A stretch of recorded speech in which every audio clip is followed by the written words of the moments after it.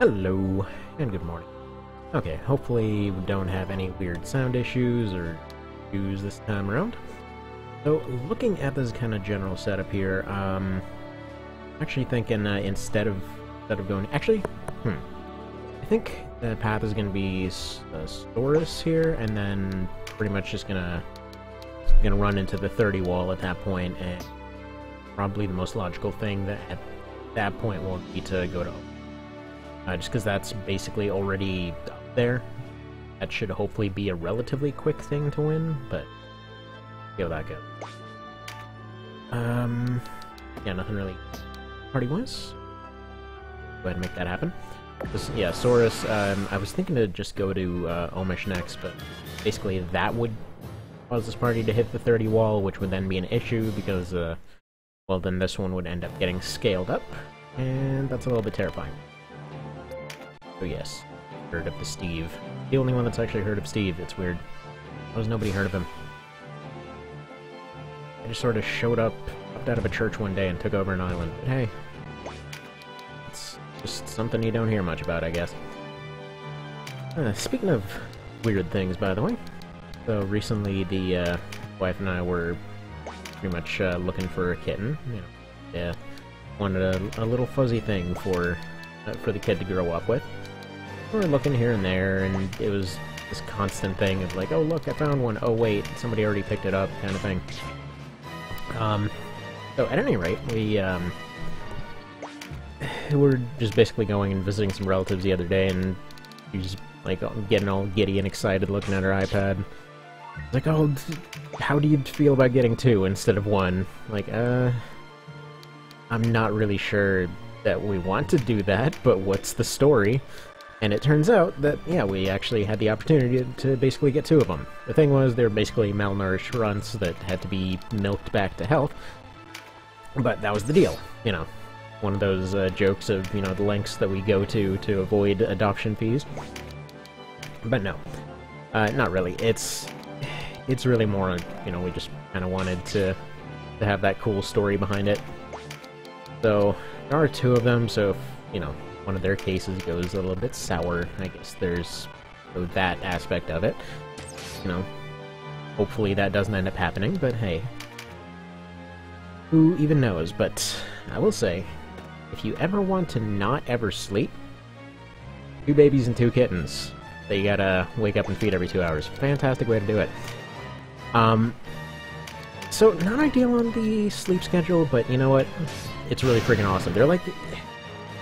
You know, you'd think like a baby kitten would still resemble a cat, but no, it's like just this little tiny rat thing, you know? Like, honestly, field mouse is the closest thing I can say to describe these things, like a slightly larger field mouse. It's pretty surreal to see them be so tiny. Oh, by the way, I should also probably mention, a few of these guys got Efficacy 2 for free. I saw somebody mentioning that as a glitch, though naturally, this run is completely okay with taking advantage of that. Just saying. At any rate, apparently it also doesn't require Efficacy 1, so... cool beans. At any rate, what was I saying? Oh yeah, so they're like these little fuzzy rat-looking dealies, and... just hard to... I don't know, it's hard to think that, like, this thing is gonna be a cat. It's like one of them already opened their eyes and everything, and they're all calm now, because they're like, oh, you know, I can see stuff, and the other one's still blind at this point. So he's just freaking out every time he's fed. No, I gotta see my food! How dare you! So he's all triggered by not seeing stuff. Hopefully he'll end up getting to see stuff pretty soon. It's crazy, that one looks exactly like a little badger. Like, I've been trying to basically get the name Badger to stick. Because originally, like, one of them's orange, one of them's, like, pretty much blackish, grayish, with a white stripe across their face. And so I was trying to get the name Badger to stick for that one, and then we were hoping that the other one would be a girl, just because then you could call him Annie, you know. Friggin' redhead orphan Annie and all that. But, yeah, that didn't quite pan out. I think she found a wiener on that dealie the other day, so... By the other day, I mean yesterday. This literally all just happened. That's all pretty freaking fresh news. And that is the only... Well, cat-related news is really the only news I feel like paying attention to lately. Unless it's funny-related. Alright. Real strategy or whatever stuff here is not going to be happening much. Pretty much this is going to be the very last overpowered fight, and I figure Omish should be scaled up enough to the point where there's a slight advantage. Should still have like a 5-level advantage. Since I don't think the scaling will trigger for that one. But if it does, there's at least methods of dealing with it. This one, if it's scaled up, I would kind of be worried about going and getting everybody new equipment and that kind of thing. Hopefully that's not the case. Because, I mean, everybody is up to basically the last of the normal tier, so to speak. Pretty much Damask stuff is the end of the normal stuff. But yeah, so everything from here on out is pretty much just rare drops and such. You need to take out this one. Holy crap, you do damage. Like I said, this is the last one that we can really expect to see this kind of damage out with, though. Unless it's against squishies and stuff, there's actually going to have to be some reasonable strategies involved after this point. And yeah. We'll get back to the regular run at some point. The Steve run has to be done. It actually, more than likely, it's going to take a little bit of a while, because now, as I was just mentioning, it's a little bit of a chaotic situation. Not entirely chaotic, because we've got it all under control, but I mean more in terms of there's just a lot of stuff to deal with and not a whole lot of time for hobbies. So, there's that. So, like, for example, typically the day consists of, like, waking up at 6. Well, let's see. Waking up at 2, 4, 6, and... 2, 4, and 6 in order to get the kittens fed. Basically, they have to eat... Basically, be force-fed every couple hours. Then at, like, 7-ish, end up getting a second baby to watch who also has to eat every couple hours. As well as my own, who, well, I mean, she only eats 3 times a day and generally just kind of hangs out and plays, but it's kind of funny. Like, oftentimes, we end up running into a thing where they're like, oh, why are you raising puppies and getting new animals and everything else? It's too much. Can't deal with it. And it's like, no, you just figure out what makes each one tick.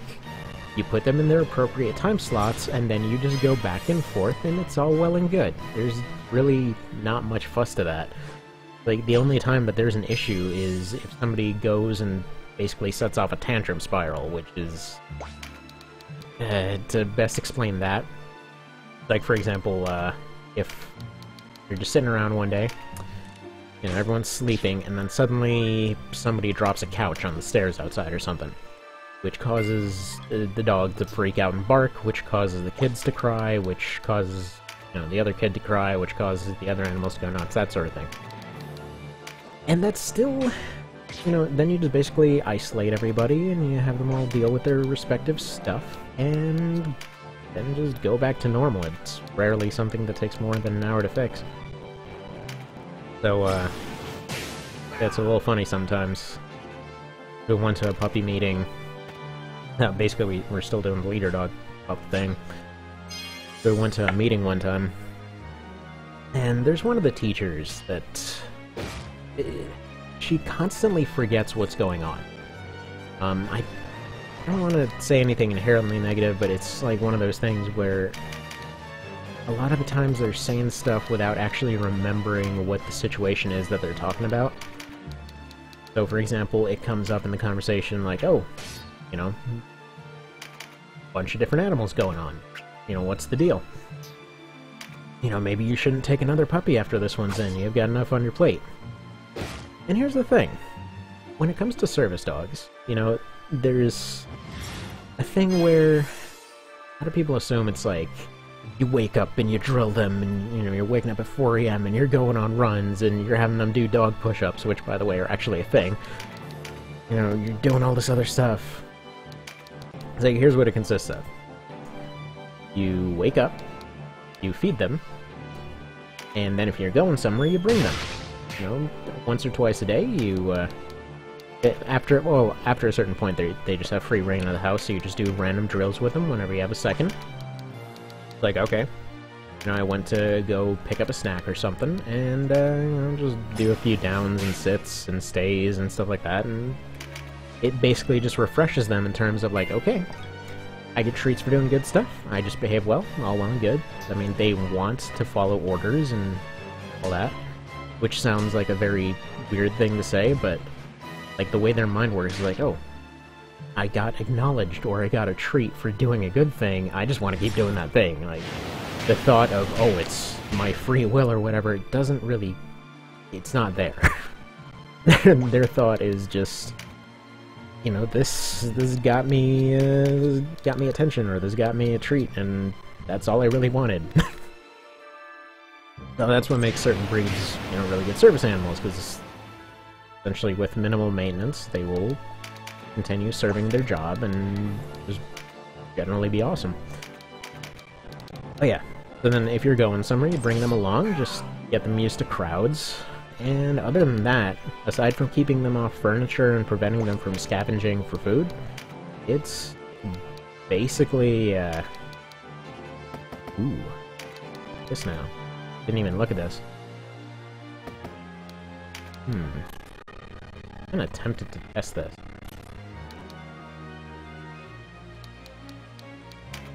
What kind of damage would you do here? That is amazing, actually. I don't even have to worry about friendly fire much. Wow. Okay, that is awesome. Like, that's even better than I remember it being. But yeah. So at any rate, you know, as far as service animals go, they get trained to and are assumed to spend a lot of their time just kind of hanging out. Obviously, you know, if somebody can't... oh. Okay. If somebody can't see or whatever else, you know, it's kind of assumed they maybe won't be going everywhere all the time, you know. If somebody's on a super busy schedule and constantly on the move and whatever else, then okay, that might be a different story. But by and large, you know, they kind of just sit around and they provide emotional support, and, you know, they go somewhere, they bring the dog along, the dog leads them, and yeah, they're just kind of buddies. I mean, for the first few that we raised, one of them just wound up being a pet most of the time. She's super happy about being spoiled. We had another one who's, he's just been diligently doing his job, which he was actually a little bit of a nut when we had him, so that was really good to see. And that's really it. They don't tend to take a lot of, I wouldn't say a lot of effort, because you do have to be careful about the, you know, what you expose them to and how you train them and all that, but as far as active, you know, going out of your way to drill them 24/7 and all this other stuff, it's not as extreme as even many people that raise them would assume. But anyway, that's kind of its own thing. But it's fun, you know, it's really fun. Feels good. Like one of those win-win situations. Yeah. And that is this fight 1, pretty much. Boink. Give me your commander marks. Actually, I think it's one more level till he can actually lose a commander mark. Not that we really need him, because there's no one in this group that can actually become one, but whatever. You know, actually, that would be a really cool thing. If... okay, so there's a class limit and all of that, and just an everything limit, because weird PSP games. But yeah, no. Makes me think that it would be kind of cool if they managed to put in a rank system of some kind. Or actually, maybe even just implement it as a skill. Just some manner of thing where, you know, aside from the skills that they already know, they get a sort of, like, passive buff situation towards the units around them.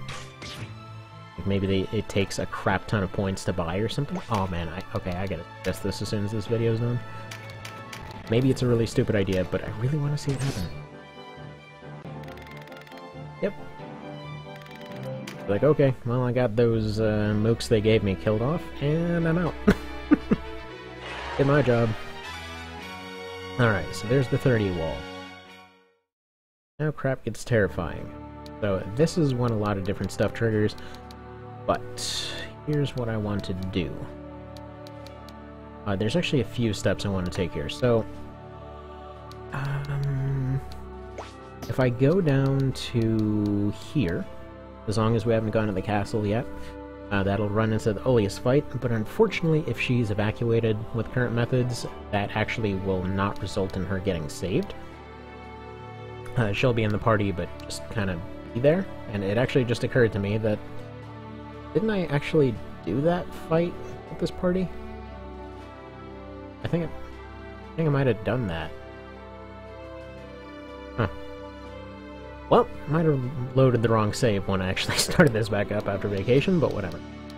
So, next is going to be Omish, after which I'm probably just going to off-screen go to Farampa a bit, because the goal will be to get at least 3 Caduceuses. I think randos can spawn with them, but I'm not sure. That's something I'll need to research.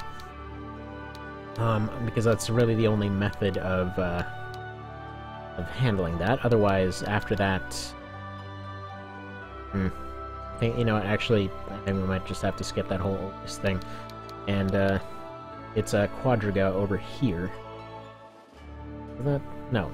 Bode. Quadriga is here. So once the friggin' Apocrypha stuff opens up, I'm gonna be going there. That's actually one exception where I will allow a reload on the very last fight, because I need to be able to get the Cudgel book in order for this run to be finished, and the eventual version of this mod is to allow all those maximum drops to happen. The idea... Okay, I should probably mention, when you're doing the fights in the fortresses, the, like, elemental bosses and whatever, there's a point where you get to the very end. Once you beat the boss, they will, and this only happens once per timeline reset, they will drop, I think it's like 2 of their 6 or whatever things that they can drop, and it's going to be, usually it's going to be a crafting book and either another crafting book or a piece of equipment or whatever else. But then every time you go back, you can get different, you know, I-tier stuff, but you can't get that particular thing. Like, you gotta go and reset the frickin' timeline to go get that stupid crafting book. And in some cases, you actually can't get all of them in a single playthrough without going and save scumming it like a friggin' douchebag over and over, and it sucks. Some of the other ones I can understand. POTD is annoying, especially on a no-save run. Especially since it's frickin' crossbows that are on floor 13, so you gotta go back and forth to floor 13 to get that thing if you're doing a no-save run. No, Farampa's okay, because that's pretty pleasant to clear. But yeah, the fortresses are a pain in the dick. Go do Omish. Just a slightly longer one, because I have like 20 minutes. So. Here.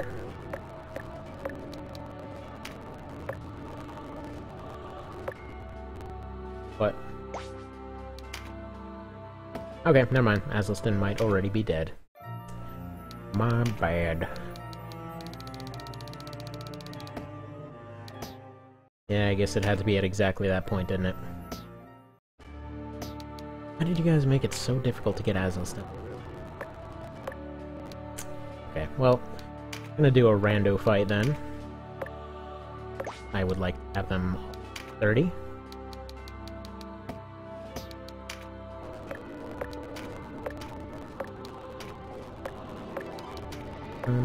Is there anything... I'm gonna do Majura.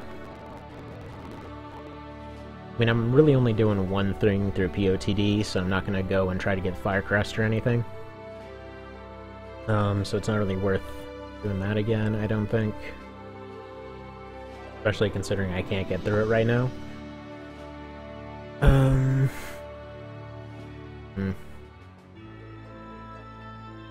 You might as well clear the way to it. See how terrifying Majura is right now.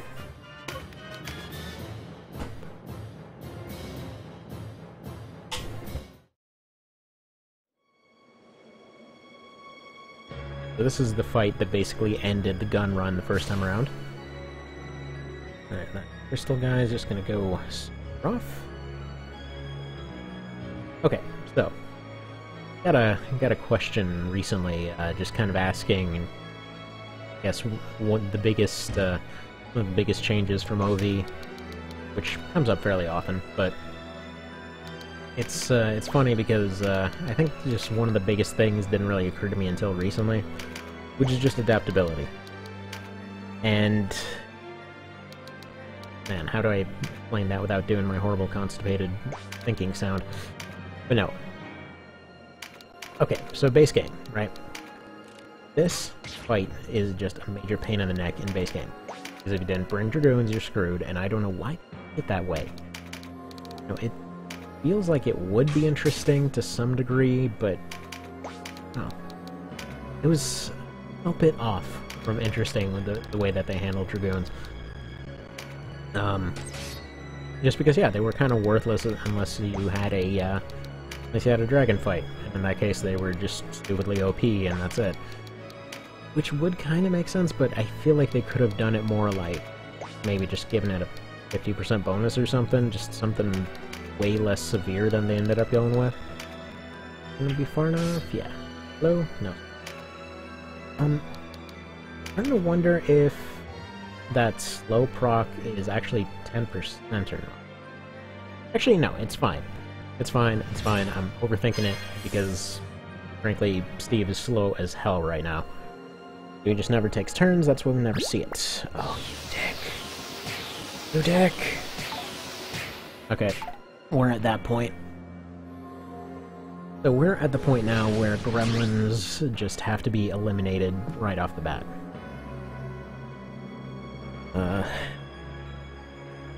Anybody with field alchemy? I don't even think so.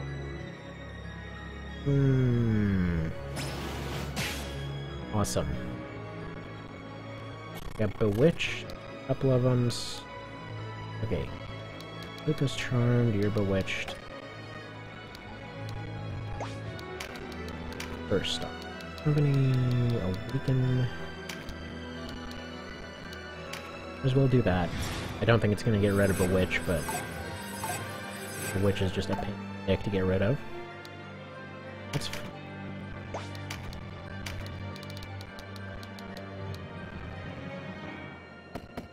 Alchemy 1. Not have. Steve is gonna absolutely wreck somebody.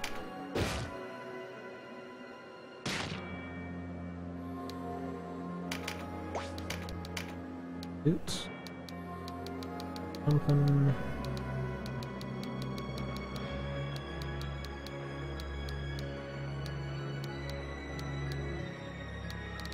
Yeah, I think it's only ease, and only under the right circumstances that ease get rid of.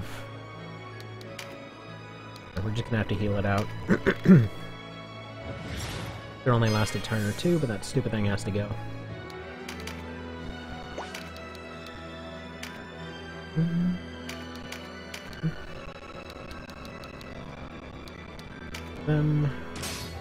Perfect. Going one.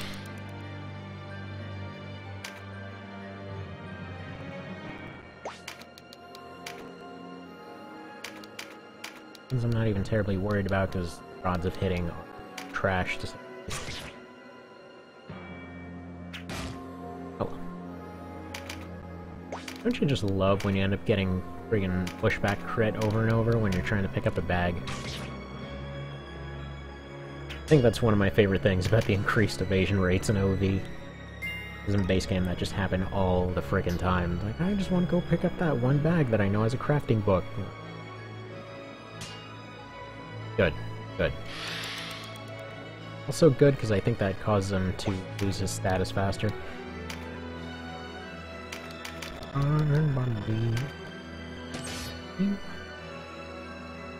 I think we might be seeing level 40 wall, actually. So maybe overpoweredness will continue.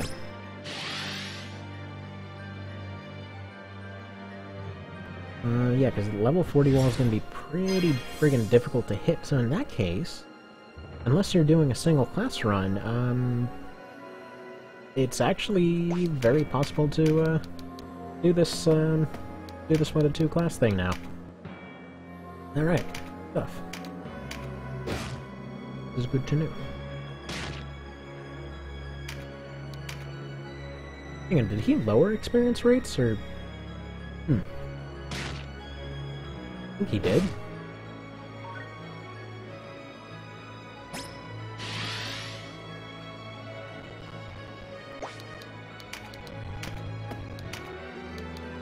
Pumpkin Boom. Gonna end him, but it's gonna do a crap ton of damage, so... Alright. This also might potentially backfire. Ordinary fashion, maybe not. Not over here. I don't know why he wants to explode so hard, but maybe he's just having a bad day. Speed up the fight significantly.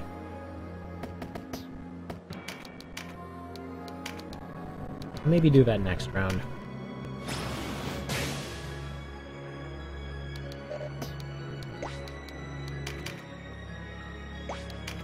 Oh, by the way, one more idea I was thinking. If, some of the abilities that the fairies and stuff get, some of the kiss moves that are a little bit more useless, maybe they could potentially be active skills. They don't really use a lot of active skills at the moment. But, like for example, stuff like, what was it, the poisoning and envenoming one? Like, it's handy, but compared to the other stuff, it's just not really worth using. Like, I really can't imagine any point at which, say, Pumpkin Strike or something like that would be somehow worse, or somehow, yeah, somehow worse than, what's it? Brain! Do the thing where you think stuff, than friggin' Envenom. Venom's nice, but, right, you need to stop being bewitched over there.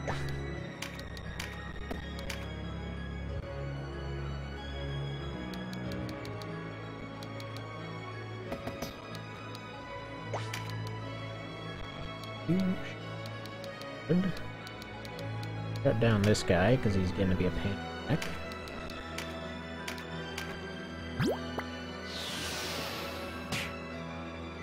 Good. You need to heal. Actually, it appears that my thing here has backfired a little bit. I was hoping for them to take moves, and I'm putting them out into the front here and getting everybody else hit by those same moves that they are taking. Great. Strategy needs to be rethunk.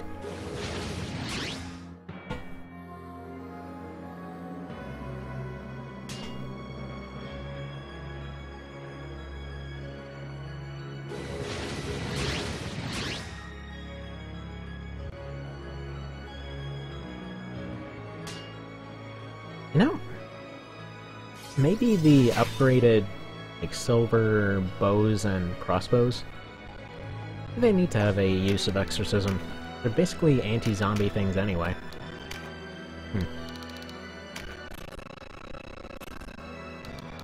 Lag window there.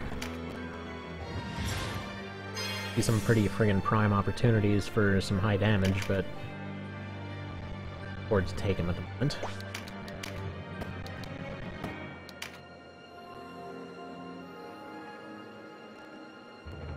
I think what we're gonna do...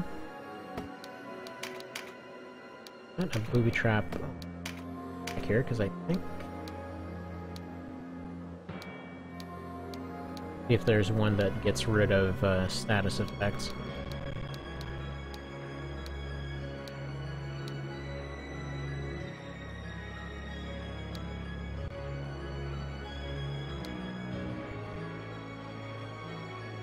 That'll probably kill that. Yeah, there needs to be one that has ease on it.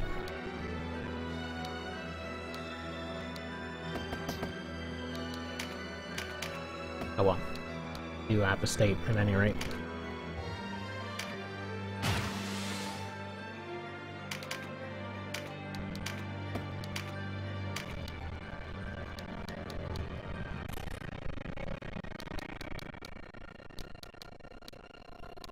You can.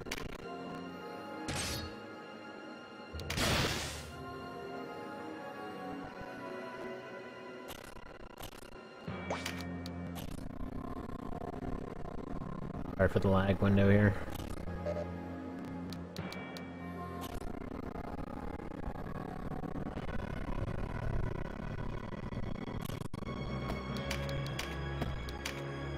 Use that.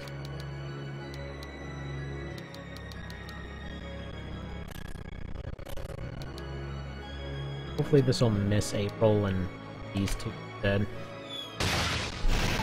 Okay. Absolutely perfect. And I think this is that card I just used. Good. That worked out pretty nicely.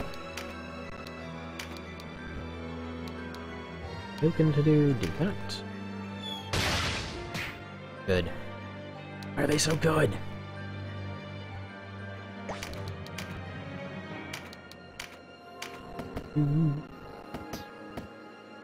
Ew.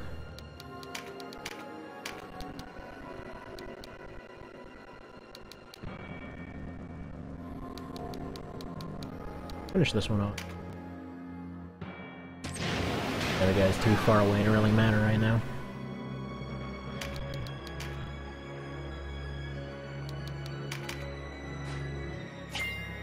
Arguably, I probably could have just taken a standard shot, run up, collected the thing. Speed Star, but I didn't.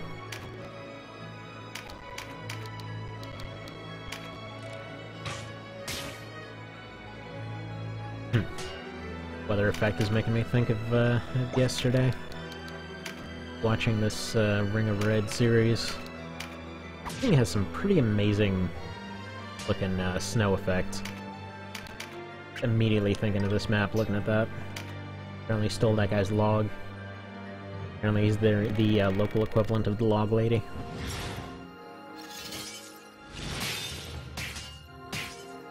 Okay. You know what? That reflect damage is doing alright. Okay. Pretty worthwhile, actually.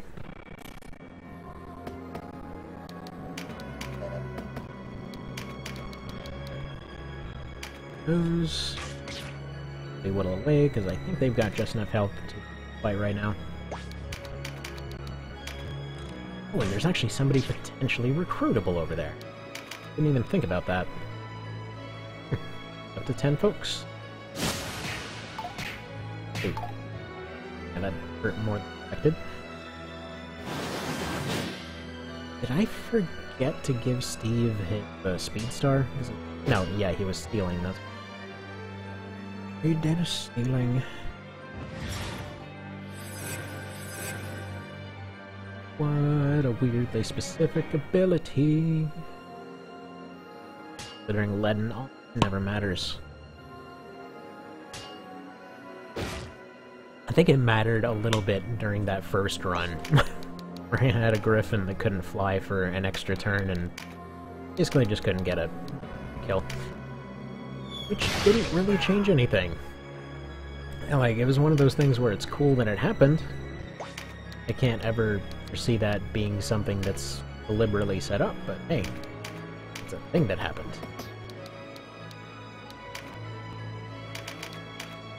Pop up these things.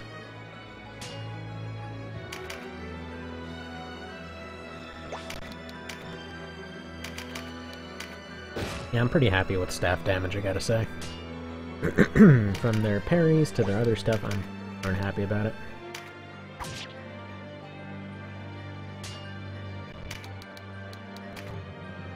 Whatsoever. He needs to close in on that fairy-like and deal with that situation. You need to make sure your leader's all healed up, though.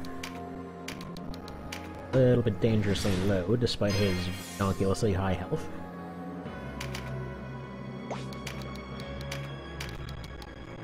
This thing, finish off that problem. I really like this party. Like, at this point, they've gotten to the point where early on, they make it a little bit overwhelmed by numbers and the fact that they can't take a whole lot of hits and all that. But they gain momentum so fast. Not one of mine. Blanket this one then. Good job. Burrito, are you able to take a shot at them without vaporizing their face off? Would be a no. Casting ability either. This thing off. Okay. We're all good there.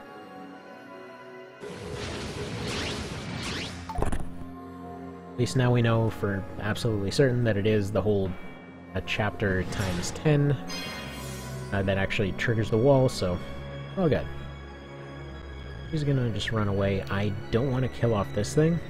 Do I? Nah, yeah, because then that one will still be remaining. I'm thinking about this time that I went to go finish off that dragon, and it turns out that they're like, well, that one doesn't really count as part of anything. He's just sort of there. So if you missed him, you don't get a ring. I guess the local equivalent of a crystal lizard or something. Even though this came out a few years before Dark Souls did. Oh, it actually did come out after Demon's Souls, so maybe they were fans? Just a coincidence? Who knows? Apparently most of the Q&A questions about this game were about people's pants and shoes, so that will get answers to some of the cooler questions. Now, there's been a pretty awesome translation ongoing of a bunch of Q&A stuff from one of the guides, as I understand it. But it was all in Japanese and whatnot. And yeah. Lots and lots of questions about cross-dressing. Not very many questions... Oh yeah. Lots of questions about cross-dressing and Vice.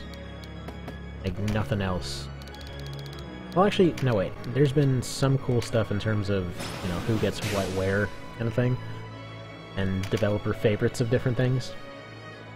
But I guess at that point, they were really just kind of asking more general questions, like they didn't want to get into the nitty-gritty, or maybe they couldn't, or were asked not to avoid spoilers or something. Okay, so didn't end up getting what I was hoping. It was a ring. Not that they really need them. We can just make them. But it would have been nice to get.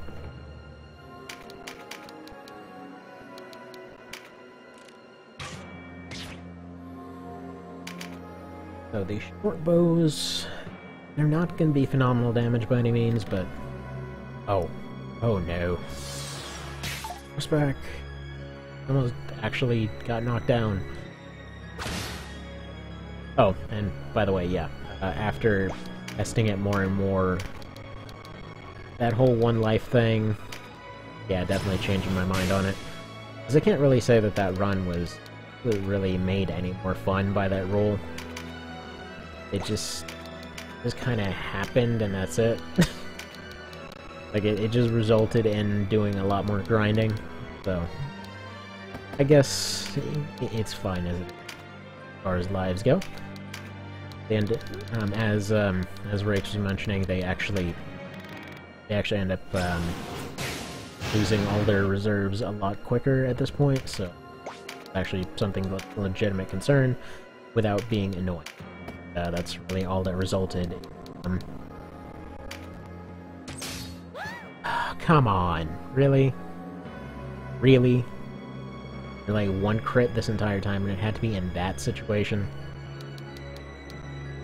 No, there can't be any new people. It's just us every time. So, he's not big on having new friends, I guess. Where else would these actually appear? I guess we could go to Farampa with a few folks. Truth be told, I'd like to double up the frontline folks. Get more people with sticks, because we're going to need them later. I think that's going to be the plan. Gonna end up going to Farampa after this, see about picking up some caduceus things without actually going and finding the cudgel book. And if it winds up being necessary, then, you know, we'll just go there next. We'll see. We'll see.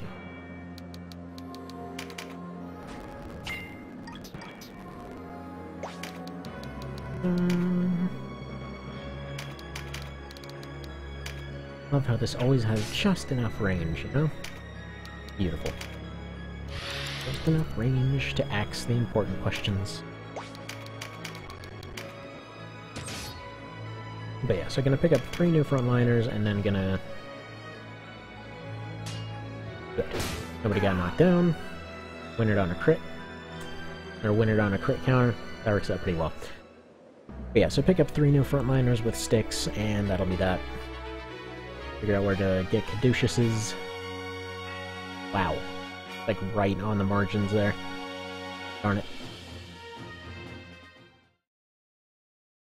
Alright, whatever. Next time then.